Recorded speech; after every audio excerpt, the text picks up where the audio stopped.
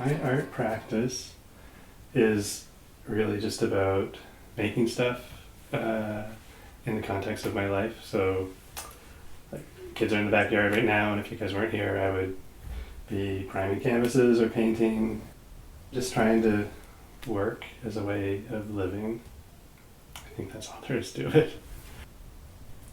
For me, scale is like, it's about the human relationship that you have. So I don't work that big, but I work just a little bit larger than life size, painting people and animals.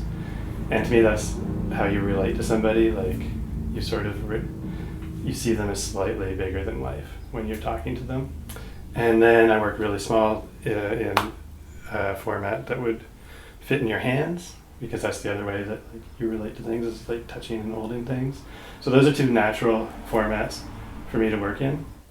I like to make things that go out in the world in surprising ways. Like, I think that paintings have these lives that they live, but sometimes it's fun to have something that have a little more of an active life. So, like, making like t-shirts or buttons or stickers, it's something that anybody can afford, or you can afford to give away, and then it takes on its own life when somebody takes it home and they stick it on something, or they stick it on their phone, or their kid sticks it on a lunchbox or something, and then it goes out in the world. And seeing somebody put a sticker somewhere or wear a t-shirt, like, still blows my mind.